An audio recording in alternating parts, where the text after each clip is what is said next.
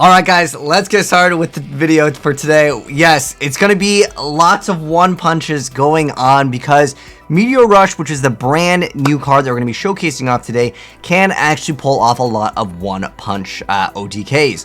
So in addition to that, you'll be seeing over a 30,000 OTK. Not that it really matters because, well, even in tag duels, most players won't get over, 10,000 life points for the most part, but in tag duels, you start off with 16,000. But, just in case, maybe you're facing off against a Grand AzneyesWhitedragon. So this is the brand new card we're here to show off. The name of the card is Meteorush Blackwhiteroid. It's interesting that it has Roid support, but it's not even really for the Roid archetype. So how does it actually work, and what are you supposed to do with this archetype? What you're going to be able to do is basically either give your opponent a kaiju or just your opponent has to have a monster. You start crashing your own monsters into your opponent as many times as you possibly can, and then also being able to then special summon your Meteorush Blackwhiteroid. So you summon him real easy by making it so during the battle phase, if 5 or more monsters were able to declare an attack this turn as a quick effect during the battle phase too, you can just special summon it and it gains 1,000 attack for each time that something has actually attacked. And then basically what it comes down to is you're going to be able to one-shot your opponent. I got a couple of duels over here to showcase for the combos, but there's actually a few important steps to this combo if you want to actually pull it off. In fact, what's funny, you can see Sandwich over here bringing out Witch of the Black Forest because the card is actually searchable by lots of different cards. You can use the Ruffian Rail card, you can use Sangan, you can use obviously Witch of the Black Forest. I like the tech of the Sandwich in the one card extra deck. Obviously, this is more so meant maybe as a tech card, but you can definitely build a deck around it, and that's what we're trying to do for the video. So I know that there's no like text here for some reason. Sometimes when cards just come out and you have the replay file, it just like the ID number changes. But anyways, yeah, it's a 0/0 and it is an earth and it's a machine. And it's pretty easy to pull off. All you can do, really, lots of different archetypes can do this. You can do it with like Nova Summoner, there was a Shining Angel. There's a lot of like floaters, right? I think dragons might have the best potential. So I'll actually kind of explain how the combo works. So you'll basically just crash in a bunch of floaters again and again. That's how you get 1,000 damage each time you're attacking. And because it's during the battle phase, your opponent may not be able to respond with certain things. So this card's actually important. I gotta pause it here for 1 second. So Grand Tusk Dragon is able to be special summoned actually through Mass Dragon because this card, when it's destroyed by battle and sent to the graveyard, you can special summon another Dragon type monster with 1,500 or less attack from your deck.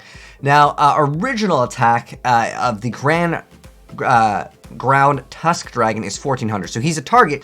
But when this card is normal or special, you get to target up to 2 cards, other cards on the field and destroy them. So you can potentially get rid of back row or any other problematic cards, and then it gains 600 attack for each card destroyed. So since you're going to more likely be able to destroy 2 cards, it's plus 1,200 attack, which gives it 2,600 attack, which pretty much means if the board is clear, you just need to be able to attack technically 6 times, technically 5 because this card will also attack, and then that will be game for most situations. So you're going to see the card be summoned over here, and bam, instantly there's the card, 8,000 attack. But I promise you guys over 30,000. So let's go ahead and show off the most insane overkill gameplay over here as possible. So the Mathmech player over here going to be going first, going to be making one of those boss monsters. The boss monster doesn't matter though. So what's cool with this is like you don't really need to play around any like you don't need to negate every single thing that your opponent does. Basically, you just summon this card and it's GG. I think you guys pretty much get the idea, but of course we gotta end the last with the best. So we got the final Sigma over here, so it's like their boss monster over here. And what's even more interesting is Infernal Reckless Summon does work with this because it technically has that stat that you're looking for, which you guys will see here in a second. So it's when a monster with 1,500 or less attack is special summoned, you get to bring out multiple from your hand, deck, and graveyard in attack position. Also, your opponent special summons as many monsters as they want to as well, but it doesn't matter really. Like again, 30,000 attack should go through any Grand AzneyesWhitedragon, Desires with any sort of stat boost for the most part. Like, your opponent is going to just have to say GG. So over here he's got a Alberton. Over here we're going to attack into that, take 600 points of damage. UFO turtle, UFO turtle, UFO turtle, then mass dragon, and I like how he's cheeky. He's going to attack into this. He's going to heal up, so it doesn't really matter what he attacks.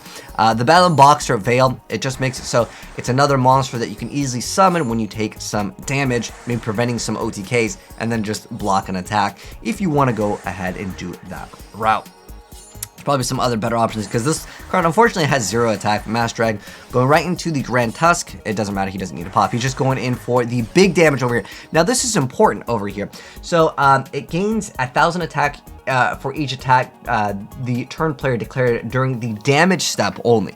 So when this card is actually summoned, because it's a 0/0, you can activate Inferno Reckless Summon, which is actually a pretty nasty thing to do, and therefore you can get triple of these out. And it doesn't matter if a hand deck or is it a hand deck and graveyard? Yeah, hand deck and graveyard, so you really can't go wrong with this unless it goes banished.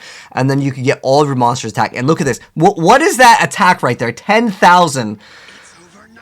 It is indeed over 9,000. So on top of that, remember, it's going to go up even more. So on top of this, this is another additional attack. So then the next monster is going to have 11,000, and then on top of that 12,000, so it's 10. That's well over, what is that, 33,000? It's over 30,000. That's all that matters. So yeah, you guys can see how cool the Meteorush Blackwhiteroid can be. Now obviously you can play a lot of different things in this deck. I kind of want to talk a little about it, but big shout outs to Fran for hooking me up with the gameplay, and I'll give you guys 2 little variants of the deck profile. So pretty much what it comes down to is, yeah, this is the star player here, and if there's any problematic cards, maybe like you can go for a Kaiju, maybe you can go Lava Golem your opponent, get an additional summon if you want to go through that route. You can also run like Interplanetary Purpley Thorny Dragon, just so you have a free summon that's also an attack. But basically, as many floaters as possible is kind of what you are looking for for the combo. But I think this card is actually good because it allows you to potentially pop. Maybe there's some super annoying back row, or there's some monster where it's like, you know, they take no battle damage from battles involving this card, or they have to attack this card, and that monster has some sort of effect. So I think Ground Tusk Dragon is actually very good for this reason. There's also Muhammad the Fairy Dragon over here. So during your opponent's turn, when the player takes battle damage, you get to gain life points. And then you could also special summon this card. It doesn't have good stats, but you can just still crash it into anything. And then you also get to inflict damage to your opponent equal to that battle damage if that's what you want to do. It's kind of an interesting card. It is level 5 though. But remember, stats can actually matter because, well, it happens to be a dragon, and you could just go for this. I was even thinking about, like, building this deck out myself, but a friend hooked me up with the gameplay.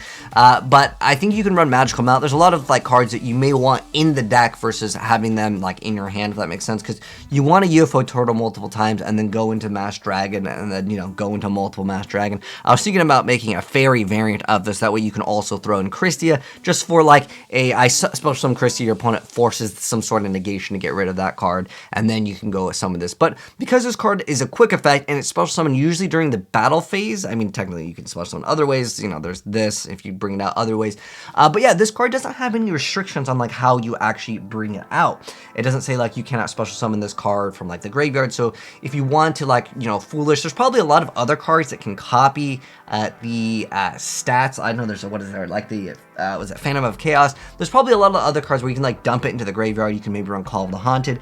Because it's a 0/0, there's probably actually a lot of other cool combos with this card. But yeah, I'll muss over the stuff really quick, and then I'll mention some other things I didn't get to mention. So Fusion Dispatch, just for searching this out. You can also run Tour Guide in theory, because I think Sangan is 1500 or less like what attack.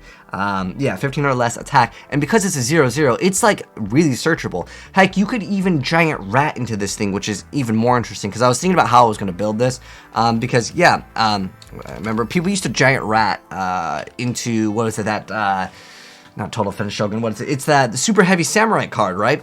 But yeah, you can Giant Rat. I mean, again, it's 1500 or less attack. Hey, it's a 0, right? So that's what makes this card really good for certain archetypes. I'm sure there's a lot of other archetypes where you just special summon a bunch of 0/0 like tokens, like spam the board, and then at that point you have 5,000 minimum attack. And if you have 5,000 minimum attack, and then you can just bring out this with Infernal Reckless Summon, that you have a 5,000 and a 6,000 attacker, and then you can pretty much make a game in most situations, I would say, as long as your opponent happens to have monsters. You could also think about Dustins. I was even thinking about, like, you could run something that has piercing and give your opponent a token 0, and you can make a game. There's so many different ways to make an OTK in this deck. There's also the prior use map. You guys saw this in the gameplay, but it lets you search out a monster. Now, the downside with this card, and there's another build that, like, I believe doesn't have this, is that you reveal to your opponent that you're going for this combo, because a lot of times you'll go to the battle phase and your opponent's like, well, what's going on, until they face off against this deck. So there's like two different variants here. So one was playing this card, one wasn't. One was also playing the anti-magic arrows, just to get rid of all the back row potentially.